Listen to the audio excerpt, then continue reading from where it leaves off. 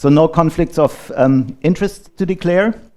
And here's what I want to cover in my presentation. I'll start with a bit of an historical background on caffeine use in the field of neonatology, and then I'll address the mechanism of action of caffeine before finally summarizing the clinical evidence for early and late caffeine use, and then I'll wrap up with some conclusions.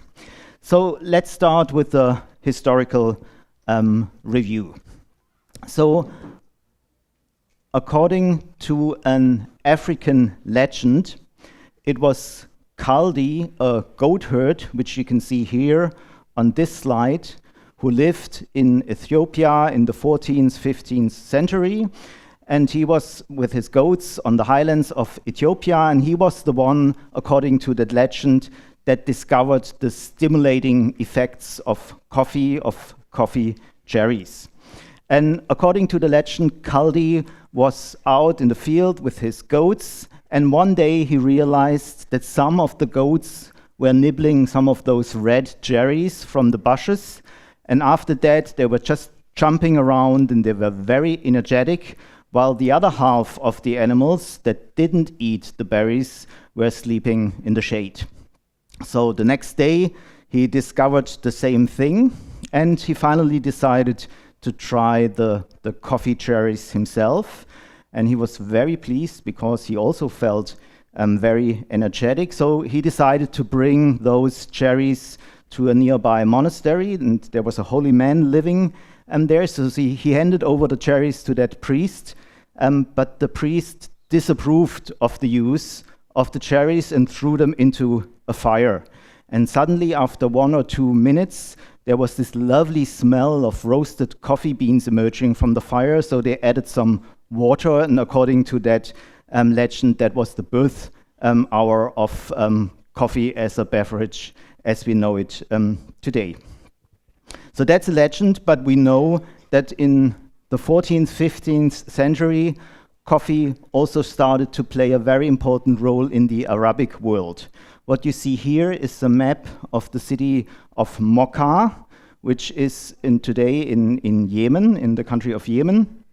And it just shows you that coffee was important because we still have a beverage, I don't know if you know it, which is called mocha. It's kind of an espresso, and it's still drunken all over the world. It started in the 19th century till coffee and caffeine played a very important role in European history. And now we are talking about historical facts, so that's no legend. And those two men you see here, so Friedrich Ferdinand Runge, and this one is Johann Wolfgang von Goethe. That's a picture made by Andy Warhol. So those two men were very important in the European history of the discovery of caffeine. So they lived in the 19th century. Runge was a young German chemist, while at the same time, Goethe, who is a very famous German writer, he was also a scientist and a politician, was around in his 70s. And Runge had just made a very important discovery. So Runge was the one who discovered the pupil dilating effects of atropine. And Goethe, in his 70s, because he was interested in science, heard about that discovery, and he invited Runge to his house to get a demonstration of that pupil dilating effect of atropine.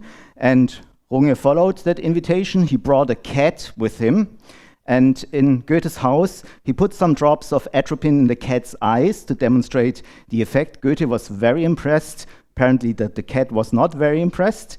But Goethe finally decided after that demonstration to go to his cupboard, and he took out a little box, and that box contained coffee beans. They were quite precious around this time, and he handed that box over to Runge and asked him to isolate the stimulating substance within them, and Runge succeeded, so he became the first man in history to isolate pure caffeine.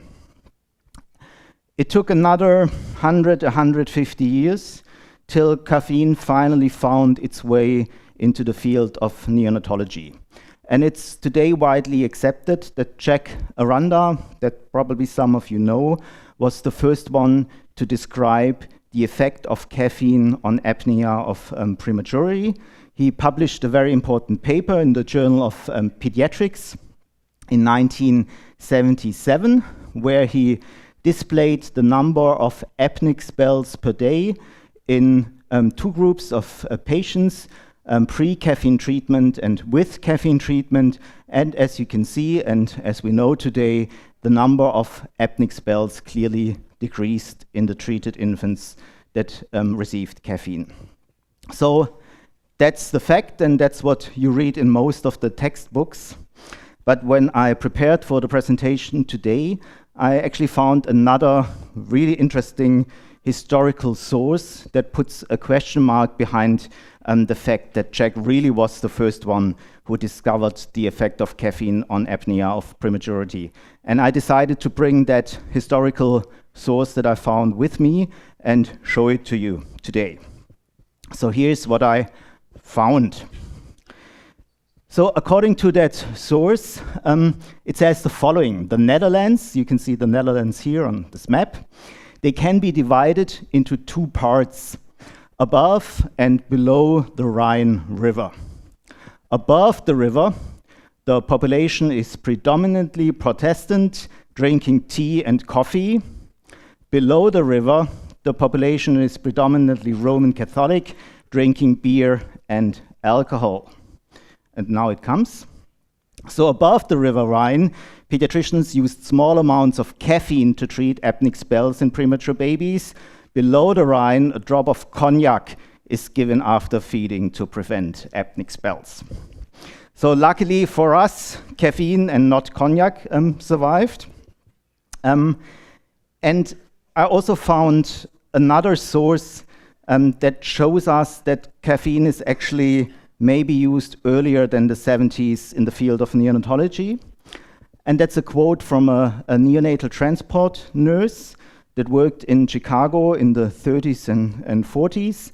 So she went on neonatal transports, and you see a picture of such a transport here. And she was interviewed later on, and that's from a quote from that interview with that transport nurse. So she said, when we went on transport, we had a little bag with cotton balls, mercurochrome, and holy water. But we also had a syringe and little vials of adrenaline and caffeine. So whoever used it first, it's a fact that today caffeine is one of the most widely used, most frequently used drugs in the whole field of neonatology. So that's all I want to say about the historical review, and I now want to talk a little bit about the mechanism of action of caffeine. So how does it work? Well, caffeine is a very strong drug, and we should never forget that it's a strong drug. And the fact is really nicely illustrated by this animal experiment. So in this experiment, some researchers decided to treat spiders with different drugs. And then they looked at their webs. And you see here the spider web of the control group, which is nicely organized. And here's the web of the spiders that were treated with marijuana. And here's the web of the spiders that were treated with benzedrine. And you can see, well, they are a bit more chaotic, but still there is some regularity in the webs. But now look what happens if you treat them with caffeine. So it's completely chaotic, and the same holds true for treatment with chloral hydrate. So I think that's a nice illustration that we should never forget that caffeine is a very strong, active drug. And if we now go to the cellular level and look at the mechanism of actions, there are 3 main mechanisms. The first one, which is probably the most important, is this one. So caffeine is an adenosine receptor antagonist, and I'll talk about that in the next slides more. Then the second mechanism is it inhibits phosphodiesterase, and the third one, it mobilizes calcium. But let's focus on this mechanism. So what is adenosine? Adenosine is a nucleoside that is very widely distributed in our bodies. You will also find it in the brain. And it has different mechanisms, but one is very important in regards to respiratory stimulation. So what happens on a cellular level is that in times when the oxygen need is larger than the oxygen supply, the human body, the brain cells, will upregulate adenosine, which has two major effects, and both effects make sense. So this will decrease oxygen consumption on a cellular level, and it will decrease the activity of the respiratory center. Look at it again. Does it make sense? Yes, it does, because if the need of oxygen is larger of what we have available, it makes sense that our body downregulates oxygen consumption to protect the cells, the neurons in our body. So what happens if we give caffeine? Well, as I said, caffeine is an antagonism, so this effect is reversed, which means oxygen consumption is upregulated, and this is the effect we all see in our units. If we treat our babies with caffeine, the respiratory activity is upregulated. That's what we want to see. The babies breathe more frequently, more regularly. That's the effect we all appreciate in our units. But look at this. This can potentially be quite dangerous, because never forget, we have a situation where the need for oxygen is actually larger than the supply. So this is kind of an apneic situation in a preterm infants. And in this situation, consumption on a cellular level is upregulated, which could well mean that it leads to cell death, maybe to the death of the whole organism, or at least to maybe neurodevelopmental impairment in the preterm babies. So that's the theory, but there's a very nice, well-known animal experiment that actually shows that this theory may be true. And the experiment is quite old. It was published in Science in 1978. And here's what they've done. So they had two groups of mice, and they treated one group with a methylxanthine, like caffeine, and the other group served as the control. And then they put both groups in a hypoxic environment and just waited for things to happen. And what happened? All the mice in the caffeine group, they died, while in the control group, probably half of the animals survived. So it may well be true that we do some harm to the creatures if we treat them with caffeine in hypoxic situations, because there may be cell death. And it's very important to remember that it was actually this concern that led the group of Barbara Schmidt and the CAP trial investigators to conduct their very well-known large trial that was published in the New England Journal of Medicine a few years ago. So they conducted this trial because they were worried about the long-term effects of caffeine.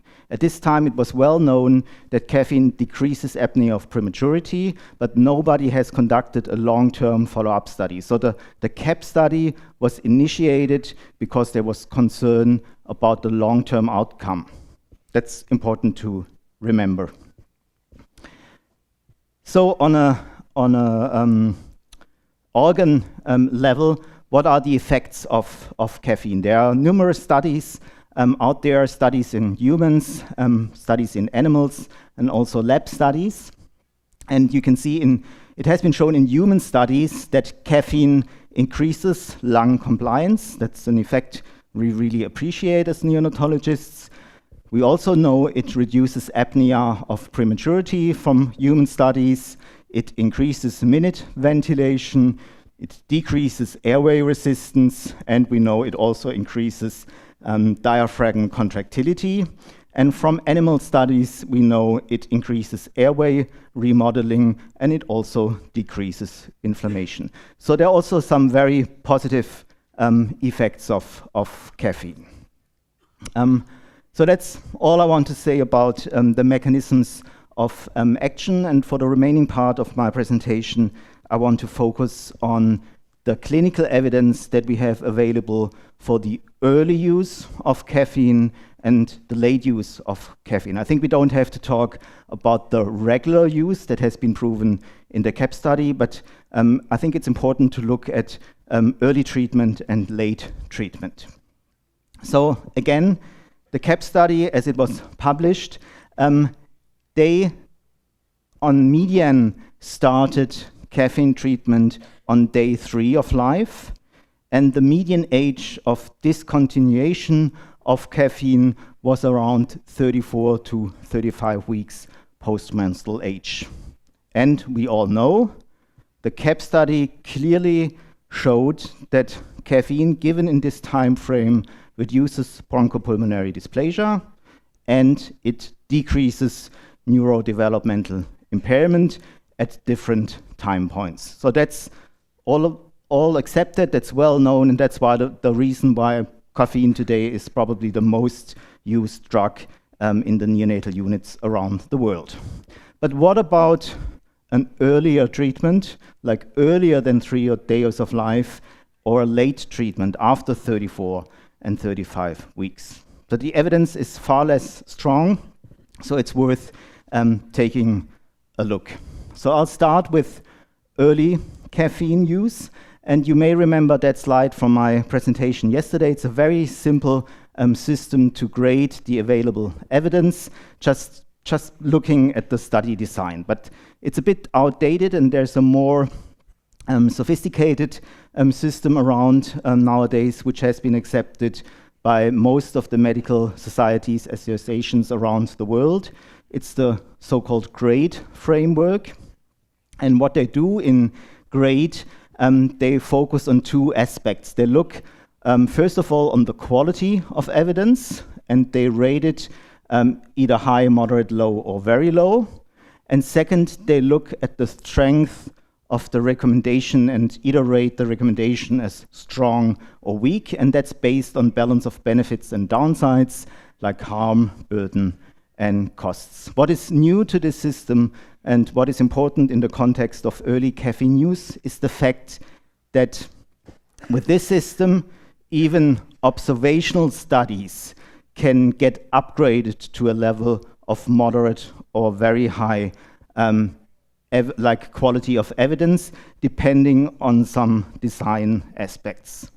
And that's important because we only have 3 very small randomized controlled trials addressing the question of early caffeine use available, but we do have quite a few well-conducted, very large observational studies. So now I want to go through the available evidence together with you, and that's the first very small RCT that randomized infants to early or late caffeine use. You can say they only randomized 21 infants, and in this study, early caffeine was defined at caffeine within the first 2 hours of life, and routine caffeine use was defined as caffeine within the first 12 hours of life. It was a pilot study, so they had a bunch of outcomes they looked at, and here you see the outcomes they addressed. Just screen the p-values. You can see none is more than 5%, so no statistically significant differences between early and routine caffeine use. But if you look at the raw numbers and the outcomes, it seems that there may be a beneficial effect in all of the outcomes pointing towards early caffeine use. So that's not hard evidence, but it may be a sign. What about the second RCT? Again, very small study, 30 infants that were randomized to early versus late caffeine.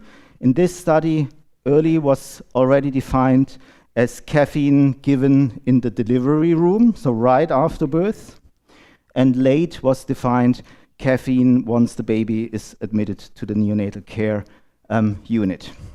You see they randomized 30 infants, they only analyzed 23, so there are some methodological issues, but never mind.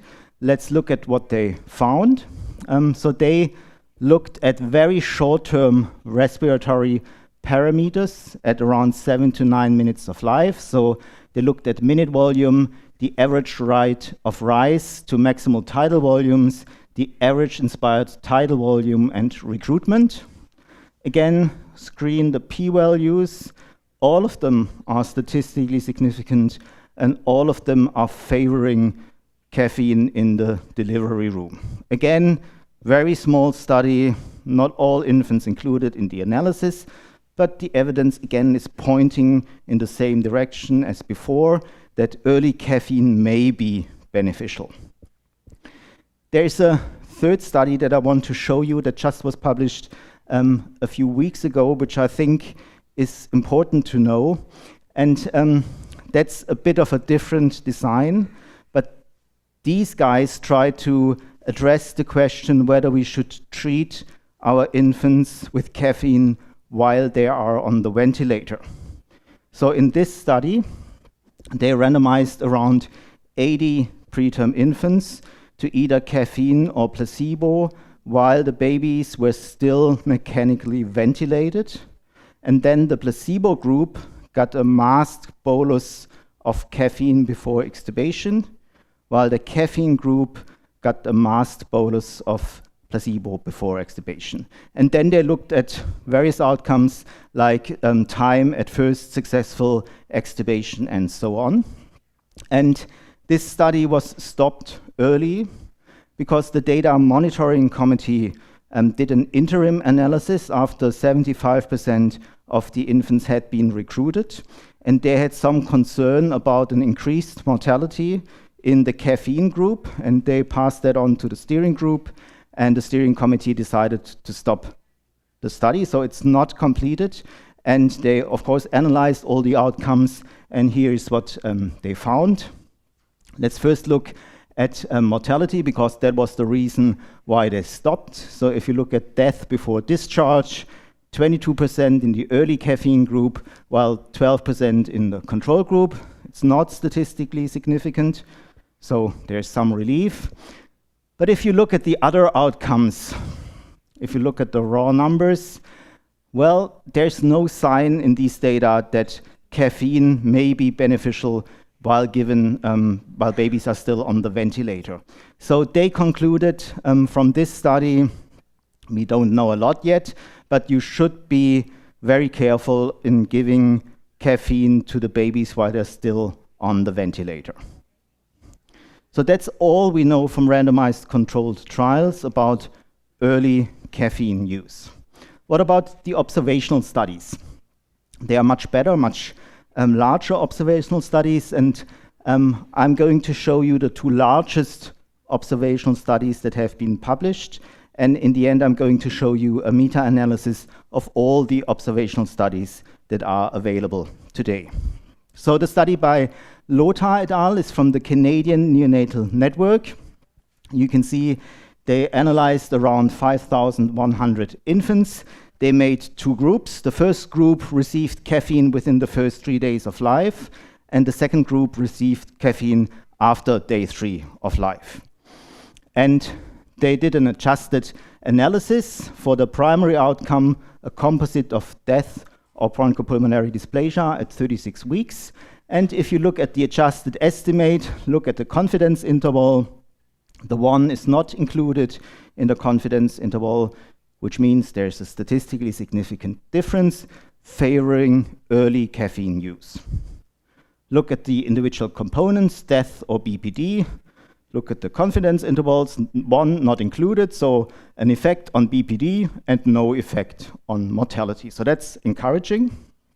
And the largest observational study that has been published today is out of the United States. It's from the so-called pediatrics network, and they matched more than 29,000 preterm infants. Again, they made two groups, early and late caffeine use. They had the same outcomes, and here's what they found. BPD or death is statistically significantly reduced by early caffeine. The same holds true for BPD, but if you look at mortality, it goes the other way. So according to this study, mortality is increased in the early caffeine group. This may be a concern, but it could well be explained by something what we call survival bias. So it's a methodological issue within that trial that could explain that effect. That's why it is important to actually summarize the whole evidence, to summarize all the studies that are available. And this has been done. The paper came out a few weeks ago. So they have an unadjusted and an adjusted analysis. The outcome is BPD. You remember I showed you two studies, Lothar and Dobson, the largest studies. They are here, they are included. But overall, there are 5 studies included. Look at the diamond. It's very easy if you see the diamond not touching the vertical line. Remember, the vertical line stands for an odds ratio of 1 or relative risk of 1, which means no effect between the two groups. The width of the diamond is the confidence interval of the estimate. So if it's not touching, it means 1 is not included in the confidence interval of the meta-analytic estimate, which means there's a significant difference. And in this regards, the odds is reduced. So early caffeine, according to this meta-analysis, clearly reduces bronchopulmonary dysplasia. And what I haven't shown you, but I can tell you right away, is that they didn't find an effect on mortality.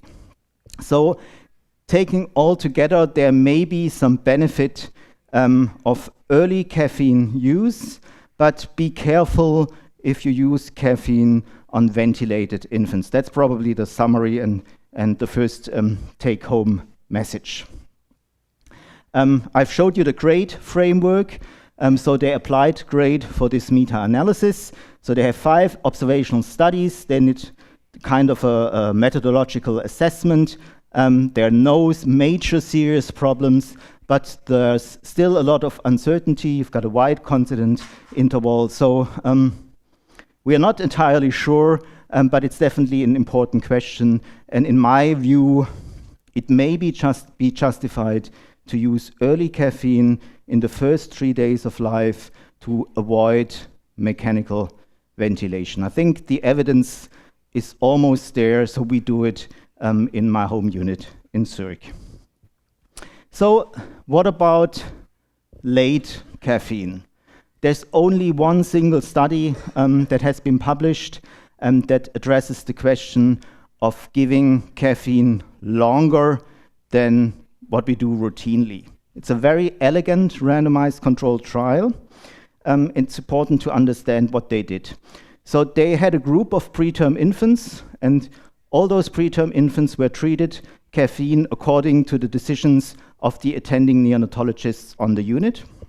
And once the neonatologists arrived at the decision to stop caffeine because they felt, well, we don't need it any longer, they don't have any significant apnea of prematurity anymore. At this point, the infants were randomized in either extended caffeine until 40 weeks or to a placebo group. And the primary outcome of this study was intermittent hypoxia. So they had a constant monitor recording in all those infants for several weeks and looked at hypoxia recorded on the monitors. And that's their results. It's very busy, very complicated. You don't really have to go through all the numbers, but just look at the first line. So they separated by week, post-menstrual age, 35, 36, and so on. And look at the numbers. They are all smaller in the caffeine group than in the placebo group, which means there's less intermittent hypoxia in the extended caffeine group. Again, that's a very important and interesting finding, but we should not forget that intermittent hypoxia is a surrogate parameter. It's nothing we feel is very important in terms of clinical prognosis of our infants. So I personally feel that this study should be repeated in a larger sample. They should focus on clinically important outcomes. There should be a long-term follow-up. And once we got those results, we can consider of extending caffeine use, but not at the moment. So I want to wrap up and conclude with the following. I've shown you that caffeine is an adenosine receptor antagonist. It's a very powerful drug that increases lung compliance, minute ventilation, and diaphragm contractility. And we know it reduces apnea and airway resistance. From the CAP study, we know that caffeine given during the first 10 days of life, that's in median between day 3 of life and 34, 35 weeks. Then, if we give it to infants in this weight group, it reduces BPD and it increases survival without neurodevelopmental impairment. We have large cohort studies that suggest that earlier than day 3 of life, rather than later, caffeine may improve outcomes such as bronchopulmonary dysplasia. In my personal view, and it's also the view of the European consensus guidelines, it seems reasonable to recommend early caffeine as part of a strategy to minimize the need for mechanical ventilation. So if you have a baby on CPAP, let's say with a PEEP of 7, around 28% of oxygen in the first hours of life, and you want to avoid to put that baby on the ventilator, I think it's reasonable to start early caffeine in those babies, but you shouldn't do it when the baby is on the ventilator and mechanically ventilated. And finally, extended caffeine seems to reduce intermittent hypoxia in preterm infants, but the clinical importance of this finding is still unknown. So that's all. Thank you for your attention, and I'm happy to take questions.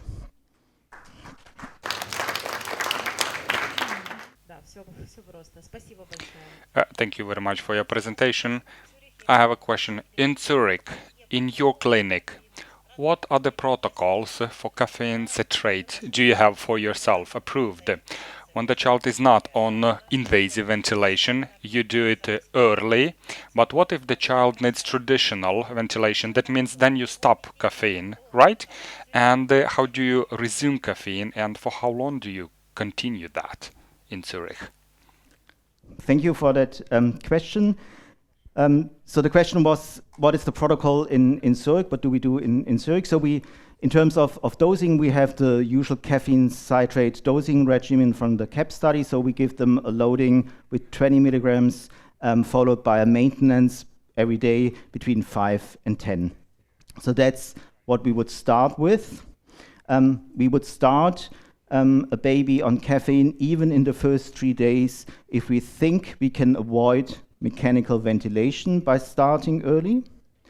But nevertheless, if we have to intubate a baby that has been started on caffeine and we think it will need to be on the ventilator for several days, we will stop caffeine and we will reload before the next extubation attempt.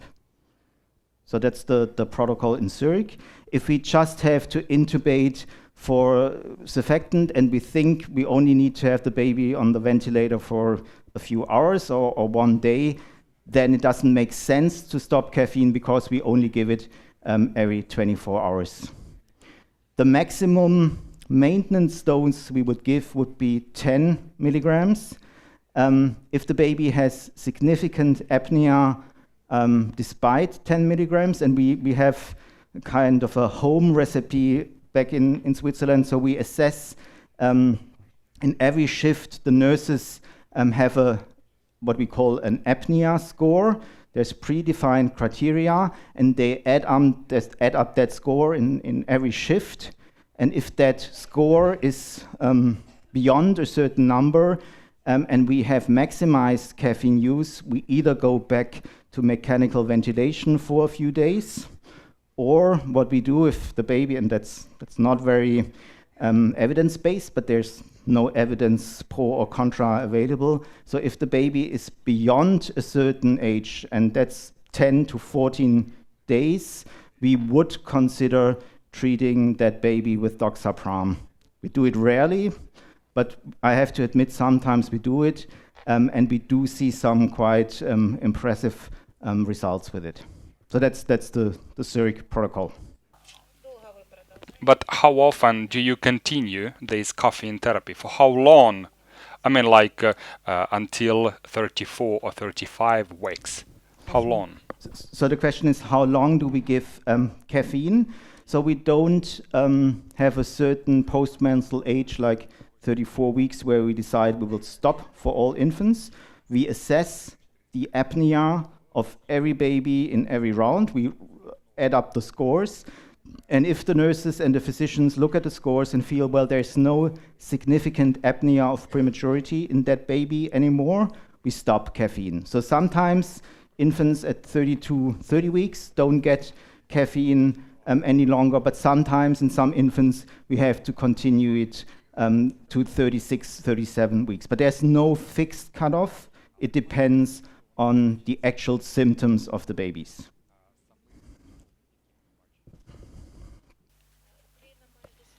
Ukraine has got not very extended experience in caffeine citrate use. I would like to learn your opinion about the following question. If caffeine citrate prevents apnoea and long-lasting consequences of it, would it be reasonable to use it in the first hour of life, yet in the delivery room during stabilization activities you make a kind of a load dose, and additionally non-invasive respiratory support, and then the maintenance dose can be given in the ICU unit, for example, until there is no more need for that? So I've shown you the evidence, and I've shown you that there's limited evidence to clearly say we should give caffeine in the first hours of life, for example, in the delivery room. But taking all the evidence there is together, there seems to be a beneficial effect if we start early. So that's very general. Back home, what we do, if we have a baby in the delivery room, like let's say a 26, 27 week baby that's breathing kind of okay on NIPPV or on CPAP, not too much oxygen, and we think if we can increase respiratory activity in this baby, it may get away without being intubated. We sometimes would use caffeine even in the delivery room or quite early. But if we see that baby is already on 40, 50% on a high PEEP, and we need to intubate, we would not load that baby with caffeine because we know we have to intubate anyway. And if we give caffeine early in the delivery room as a loading, we would not reload, but give the maintenance dose after 24 hours, according to the CAP study protocol.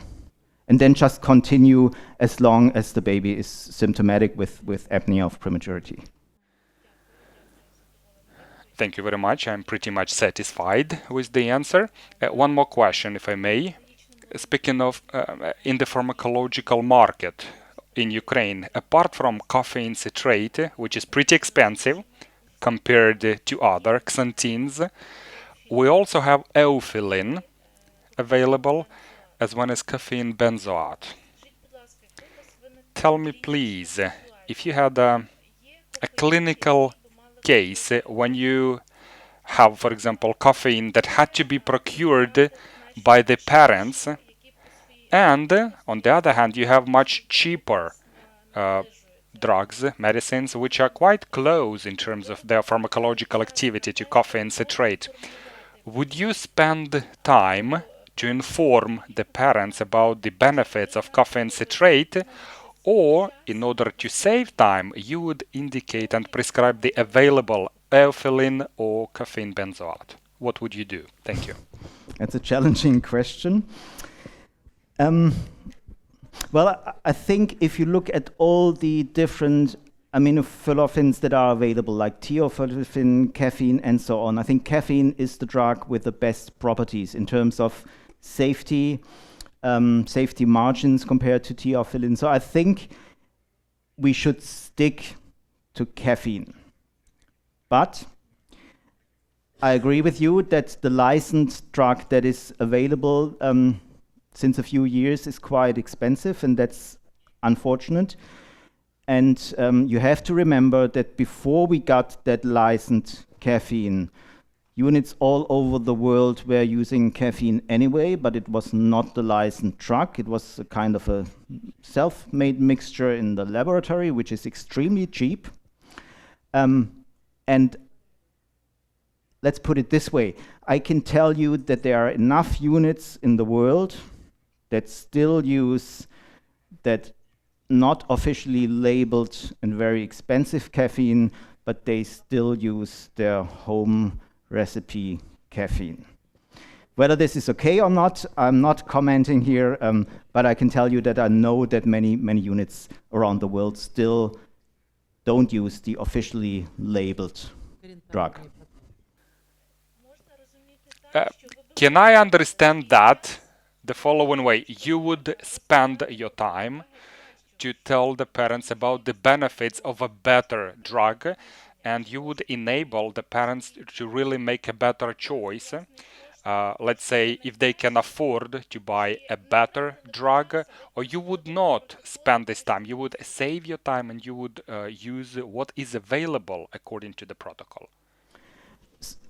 So the way it's usually done in the hospitals I know is that there is a decision based on the clinical evidence, what is the best drug available in terms of outcomes prognosis for the infants. And in my personal view, that's clearly caffeine and nothing else. Once that decision is made, most of the hospitals I know will not talk to the parents about, well, there is this officially labeled caffeine, and there may be an unofficially labeled caffeine. So there would be a decision on hospital level to use either of the two. But in the hospitals, I know this wouldn't be a decision made by the parents. It would be a decision made by the hospital team.